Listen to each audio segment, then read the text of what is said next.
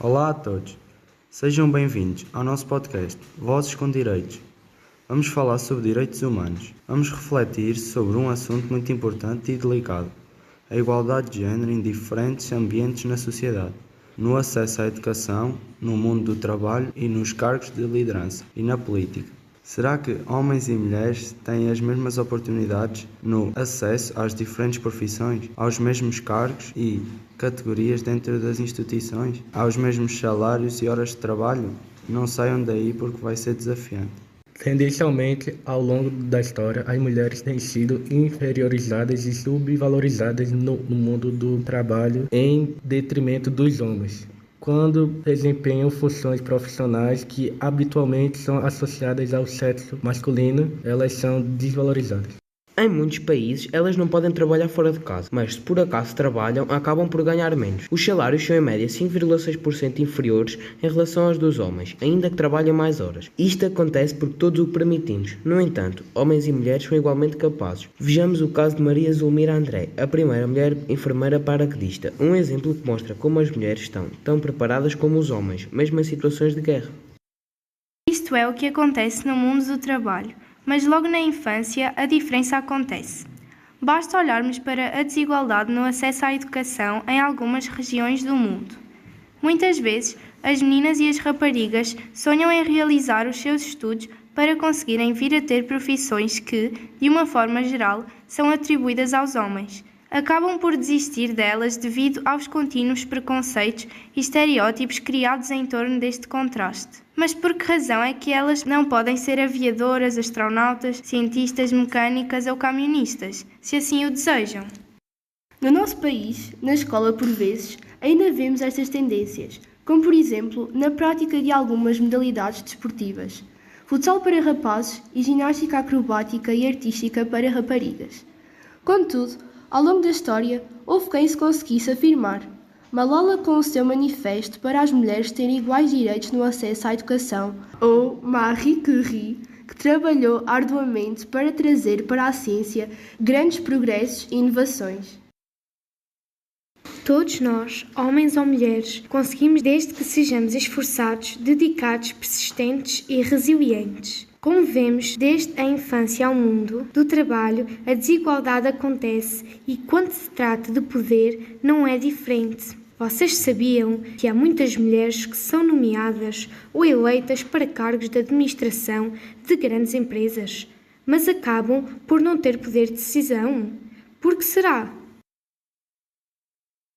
Por causa de estereótipos, de preconceitos, de juízos de valor pré-concebidos, de padrões sociais sem sentido, resultantes de regras ou costumes familiares, sociais e culturais e compreensíveis que diminuem a mulher. Basta pensarmos em mulheres de sucesso, como Beatriz Ângelo, feminista que deu passos largos na possibilidade das mulheres terem direito ao voto e de serem médicas.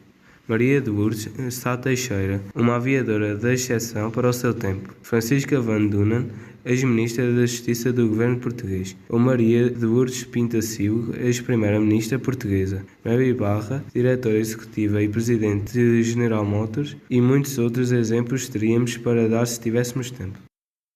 No entanto, as mulheres continuam a ocupar menos de um terço dos cargos de gestão e de liderança nas empresas em Portugal. À medida que a hierarquia da empresa aumenta, a sua representatividade diminui. Mas não tenham dúvidas, a liderança feminina é tão válida como a masculina. As mulheres têm dado provas de conseguirem bons resultados financeiros, de serem muito inovadoras e grandes empreendedoras, de serem capazes de conciliarem perfeitamente a vida pessoal e familiar com a profissional e de contribuírem para um salutar ambiente de trabalho. Apesar da descrença de muitos, nunca duvidem que as mulheres são capazes, que são possuidoras de grande força interior e algumas mulheres são mesmo inspiradoras para outras. É preciso quebrar padrões, afinal isso também é liberdade e é um direito humano. Todas as mulheres têm que ser respeitadas e, em caso de mérito, colocadas no mesmo patamar que os homens, sem serem discriminadas só pelo facto de terem nascido mulheres. A igualdade de género no mundo do trabalho, no acesso à educação e nos cargos de chefia e liderança é muito, mas mesmo muito importante. Só assim teremos uma sociedade mais democrática, justa e igual, sem diferenças nem desigualdades de género. Este deve ser o nosso lema dos direitos humanos, porque, independentemente do género, todos temos capacidades e qualidades. Afinal, os direitos humanos também se veem aqui. Obrigada por ouvirem o nosso podcast Vozes com Direitos. Até uma próxima!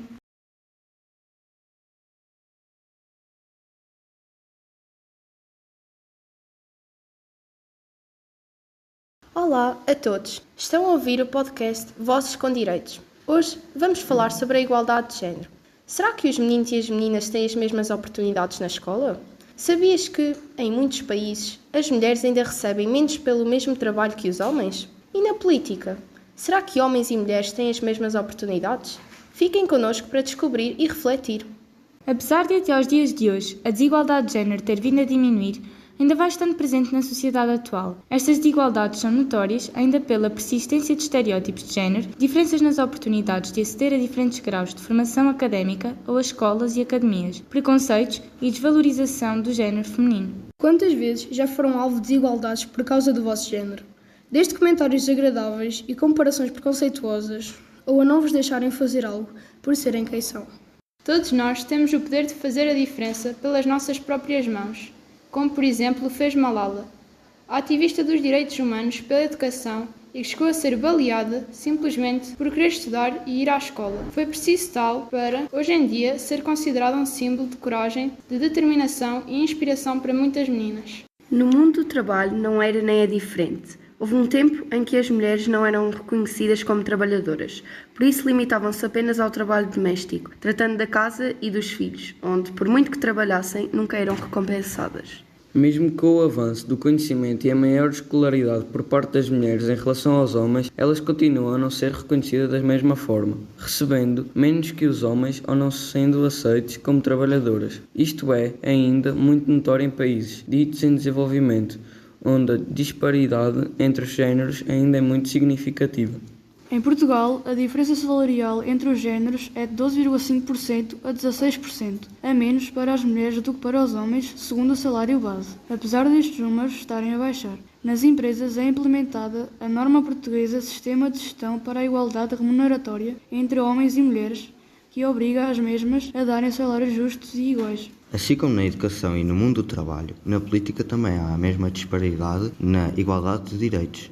Durante muito tempo era inacessível às mulheres. Sabiam que em Portugal as mulheres só puderam votar a partir de 1931? Os homens sempre tiveram esse direito, um direito que devia ser de todos, pois tanto homens como mulheres deveriam ter o mesmo direito nas decisões e na liderança. Atualmente, ainda podemos observar casos em que as mulheres são subvalorizadas em cargos políticos e de decisão. Por que é tão importante que as mulheres tenham voz nas decisões? Afinal, são tão capazes como os homens. Algumas têm formação académica e profissional superior, têm iguais capacidades para opinar, chefiar, gerir, administrar.